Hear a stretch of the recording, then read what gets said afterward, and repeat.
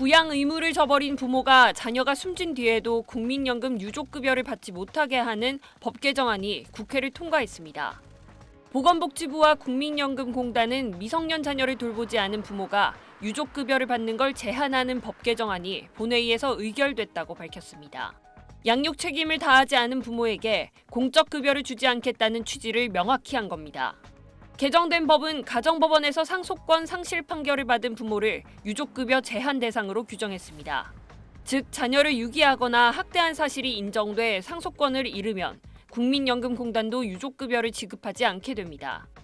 지급이 제한되는 급여는 유족연금뿐 아니라 반환일 시금, 사망일 시금, 미지급 급여 등 사망과 관련된 모든 연금급여가 포함됩니다.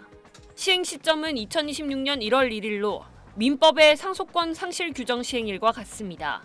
그동안 부모가 연락을 끊거나 양육을 포기했어도 법적으로 상속권이 유지돼 유족급여를 받아가는 사례가 논란이 됐던 만큼 복지부는 이번 개정이 국민연금 제도에 대한 신뢰를 높일 것으로 기대하고 있습니다. SBS 박서경입니다.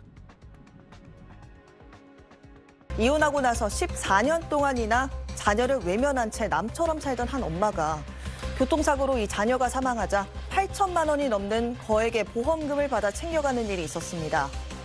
이런 사연의 법원은 이 엄마에게 과거에 안 줬던 양육비 1억 원을 뱉어내라고 판결했는데요.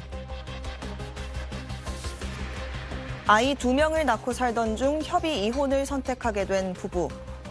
자녀들을 양육하기로 한 건 아빠 A씨였습니다.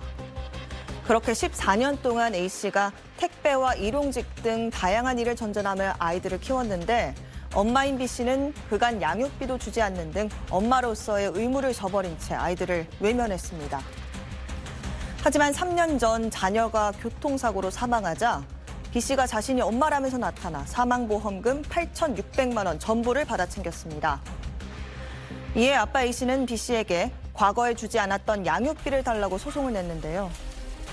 1심 재판부는 B씨가 양육비를 줘야 한다면서도 과거 양육비를 한 번에 청구하면 경제적 부담이 있다며 6,500만 원을 주라고 판결했습니다.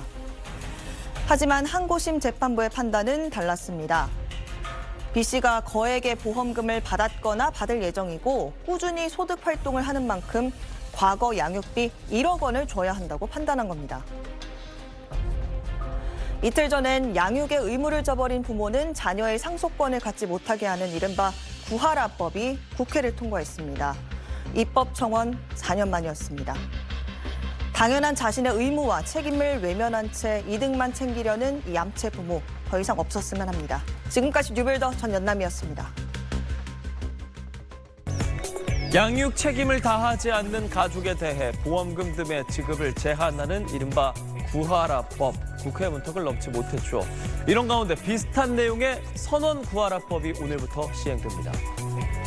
이 법은 선원이 사망했을 때 양육 책임을 다하지 않았던 가족이 갑자기 나타나 마음대로 보험금을 타갈 수 없게 하는 내용입니다.